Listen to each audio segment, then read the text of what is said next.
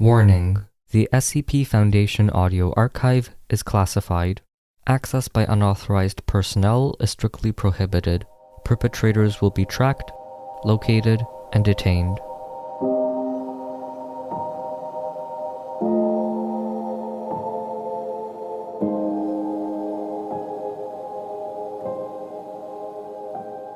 Neural Polypore. Item Number: SCP-1105. Object Class: Safe. Special Containment Procedures. SCP-1105 is to be kept in its sealed habitat within Containment Cell 45-B at Bioresearch Area 12, Containment Cell 1332 at Site. A size of roughly 2.8 square meters is to be maintained through provision of plant matter grown within a dedicated greenhouse. A temperature of 15.6 degrees Celsius at 5% humidity is to be maintained with an inbuilt climate control system. Air exiting the cell is to be passed through redundant filtration systems. Containment area is sealed from observation deck via double airlock. Doors are connected to an exterior locking system, allowing them to be sealed in case of emergency or containment breach. All windows, vents, seams, and doorways are to be aligned with electromagnetic coils in continuous operation. EM-shielded CCTV cameras with dual battery backups will be mounted in each corner of the room to provide audiovisual monitoring. If SCP-1105 demonstrates signs of hostility or makes a concerted effort to escape its enclosure, a scram switch installed in the primary observation area will activate multiple high-pressure jets of dicyanoacetylene to immediately destroy SCP-1105. Backup samples of SCP-1105's spores are to be kept at Bioresearch Area 12. Description: SCP-1105 is a species of mobile fungus resembling Fomitophoria ellipsoidea. In sufficiently large concentrations, individual elements grow together into forms and structures beneficial to the whole, though no centralized nervous system can be detected that could be used to direct such growth. SCP-1105 appears to grow most readily upon dead plant matter and has been observed to become motile in an attempt to reach such matter, though in the absence of viable plant material, the fungus can subsist in an inert state on ambient moisture alone. Once the fungus locates suitable plant matter, it will undergo a mitotic phase to form a number of filamental mycelia, eventually covering the plant matter and mechanically breaking it down prior to consuming it. Over a period of 24 to 48 hours, subsumed material is used to enlarge these strands, which become thickened and reinforced, and develop a rubbery texture. After these characteristics manifest, the mycelia begin to vibrate and display evidence of electrical activity.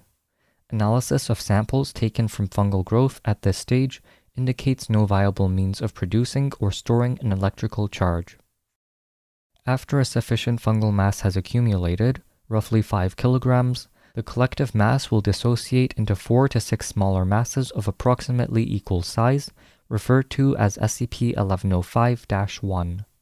These individual masses display independent motivations, though are apparently capable of assisting each other with tasks such as reaching additional plant matter for consumption.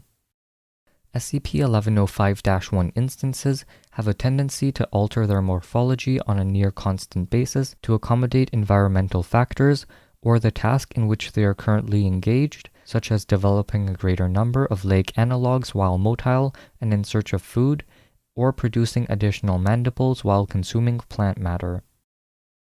Additionally, individual SCP-1105-1 have been observed to adopt forms resembling organisms in the order Trilobita or Rodentia. Other forms resembling the families Lepidoptera and Geridae have been observed, but only infrequently. These additional forms appear entirely spontaneously and do not appear to be triggered by specific external conditions. Addendum 1. Recovery. SCP-1105 was initially recovered by Foundation operatives in the Heilongjiang province of China on December 17, 1987.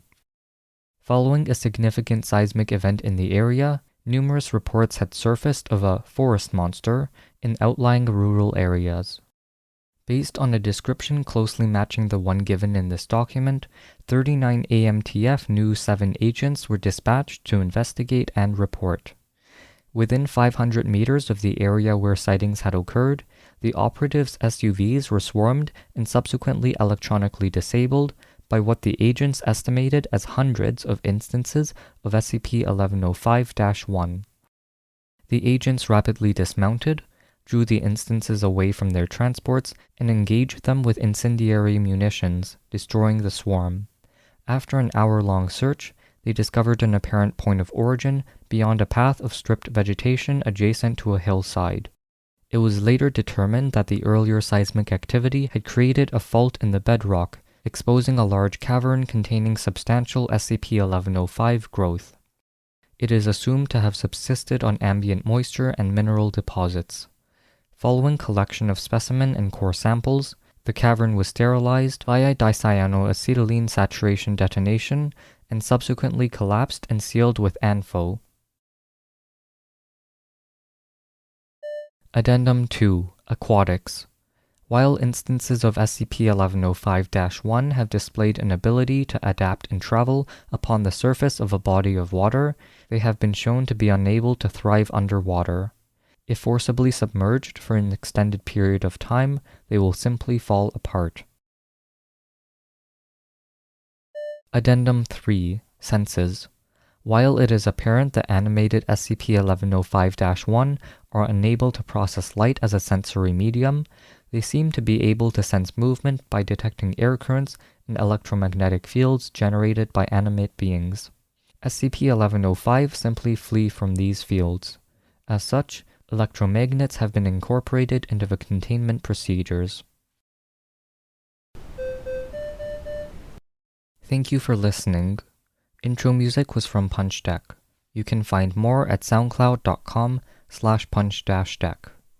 Level 2 patrons or higher can get early, ad-free episodes. Rating, reviewing, and sharing always helps. Thanks for listening, and we'll see you in the next episode.